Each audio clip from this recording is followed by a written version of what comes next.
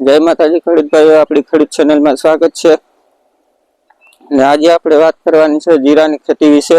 જે આપણી 2 કોમેન્ટ આવી, એ 2 કોમેન્ટ વિશે આપણી વિડીયો આજે બનાવવાનો છે।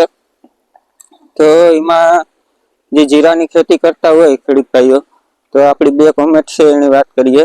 તો એક કોમેન્ટ છે કે જે આ માવઠાની આગાહી છે, મેં વિડીયો બનાવેલો હતો જે આપણી આમાં મૂકેલ છે ચેનલમાં। માવઠાની આગાહી છે જે 20 તારીખ પછી। તો એમાં એક કોમેન્ટ આવી હતી કે બધા ભાગમાં ટૂંકમાં માવઠું ન હોય, એટલે એ વાત સાચી છે ભાઈની કે બધે માવઠું ન હોય, અત્યારે કઈ ચોમાસું ન હોય, એટલે ક્યાંક ક્યાંક કોક પણ છૂટા છાટા પડે।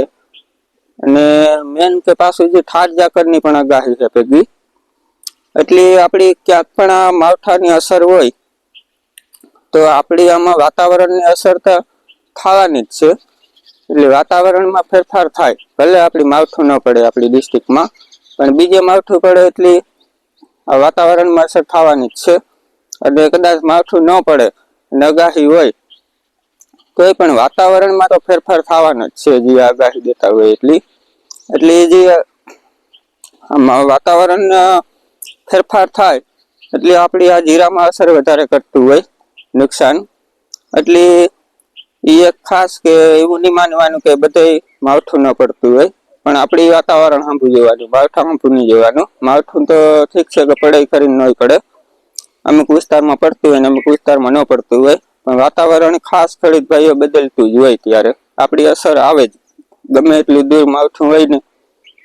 તો એક ખાસ એવું તો જે આ આગાહી દીધી એ 20 તારીખ પછી જે માવઠું છે, તો આજે તારીખની વાત કરીએ તો આજે 18 તારીખ છે, તો 2 દિવસ રહ્યા હવે।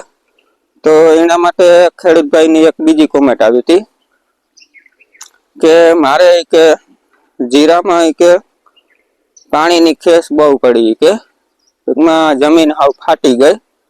તો તમારી વાત કરીએ કે આ રીતના તળિયું બહુ પડી ગયું અને જમીનમાં પાણીની ખેસ બહુ છે। અને બીજા નંબરમાં કે ઠાર ઝાકરનું પ્રમાણ આવવાનું છે, આગાહી છે એટલી, ને વાતાવરણ બદલવાનું છે એટલે પાણી જીરાની અપાય અમને।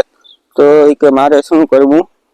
તો એના માટે ખેડૂત ભાઈ એક ઉપાય છે કે જો ઠાર ઝાકર આવે, અત્યારે તમે જોઈ લીધું જે આ વિડીયોમાં મેં પેલા ટાઇટલ મૂક્યો હતો તમને, અને આમાં પણ બતાવી દઉં।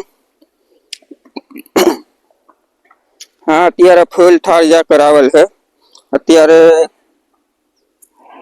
વાગવામાં 9 વાગી ગયા, બરાબર।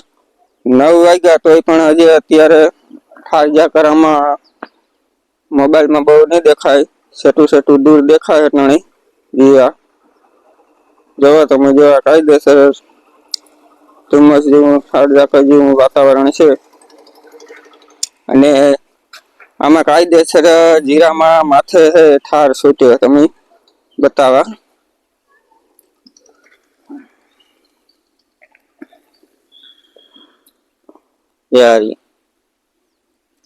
કાયદેસર જીરાને માથે પાણી ભરેલું છે, જે ઠાર આવે। અત્યારે જે આ ધોરું બધી ટમકા એ બધું ઠાર ઝાકર આવેલ છે। તો ખાસ ખેડૂત ભાઈઓ કે આના માટે આપણે શું કરવું જોઈએ તેની વાત કરીએ કે આપણે માવઠાને લીધે પાણી વાળી ન શકતા હોય, ફુવારી ન મૂકી શકતા હોય, તો એના માટે આપણી જે ઠાર ઝાકરની આગાહી છે ને આવવાની છે, અને શરૂઆત પણ થઈ ગઈ અમુક એરિયામાં। તો તમે જોઈ શકો છો આમાં જીરામાં અત્યારે ઉભરો, એમાં ઠાર ઝાકર આવે, અત્યારે 9 વાગ્યા તોય પણ હજી ઠાર ઝાકર છે। તો સવારમાં વહેલું 7 વાગ્યામાં પીવો, 8 વાગ્યામાં ઠાર ઝાકર સારો છે, તોય પણ હજી આથી પણ વધારે વધવાનો છે, એવી આગાહી છે। તો એના માટે ખેડૂત ભાઈઓ કે આપણી ઠાર ઝાકર માટે આપણી M45 કે સાપ પાવડરનો ઉપયોગ કરવાના છે, કે જેથી કરીને ઠાર ઝાકરમાં આપણે નુકસાન ન મળે। ન થાય જીરામાં અને આપણી જીરાને બસાવે હાકીએ. તો આપણી જે હળવું ફૂગનાશક આવે એની વાત કરીએ તો આપણી સાપ પાવડર છે. તો સાપ પાવડર હળવું ફૂગનાશક છે. તો એનો આપણે ઉપયોગ કરીએ તો આપણે ઠાર ઝાકરમાંથી જીરાની બસાવે હાકીએ. અને બીજા નંબરમાં કે જે સાપ પાવડર હળવું છે તો આપણી આમાં વીઘે પપ જાજા કરવાના. ધારો કે ભણીને 5-6 કે 7 પપ કરવા પડે. જે સાપ પાવડર છે એનો હળવું ફૂગનાશક આવે. વધારે જીરામાં છટાઈ જાય તો વાંધો ન આવે. અને એવું હોય તો પ્રમાણ થોડું ઘટાડી નાખવાનું અને પાણી વધારે દેવાનું. એટલે આપણી આમાં થોડાક દિવસની રાહત મળે જાય. વધારે આપણી બાટલા કરીએ પંપ તો વીકે. અને ખાસ કે જે ખેડૂત ભાઈઓની ઓલા દવા છાંટવાનો જે ઓલો ટાંકો આવે ટ્રેક્ટર ઉપર જે છાંટતા હોય નળી આપણી બગીચાઓમાં છાંટવાનો આવે જે ટ્રેક્ટર મિની ટ્રેક્ટર ઉપર ટાંકો આવે 1000-1200 લીટરનો એમાં નાખે. અને તમે જેની સગવડ હોય એમાં પણ આમાં છંટકાવ કરે શકે.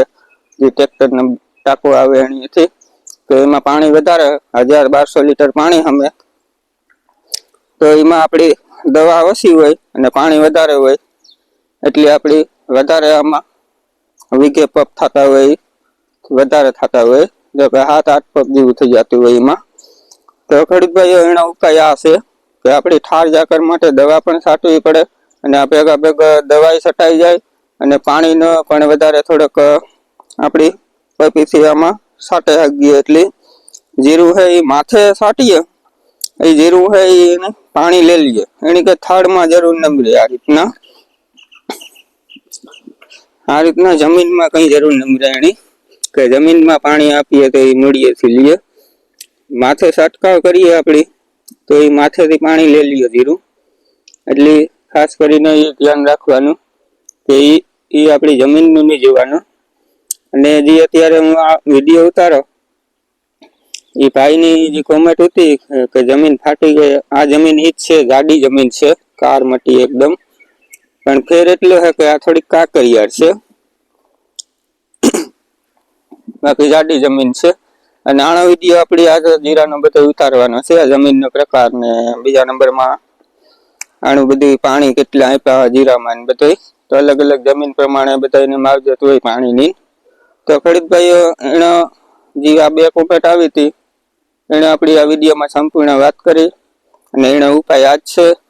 તો વિડીયો સારો લાગ્યો હોય ને ક્યાંક ફાયદો થયો હોય તો લાઈક જરૂર કરી દીજો વિડીયોને. અને ચેનલમાં નવા હોય તો સબસ્ક્રાઈબ કરી દીજો. મળીએ પાછા બીજા વિડીયોમાં. જય માતાજી બધા ખેડૂત ભાઈઓ.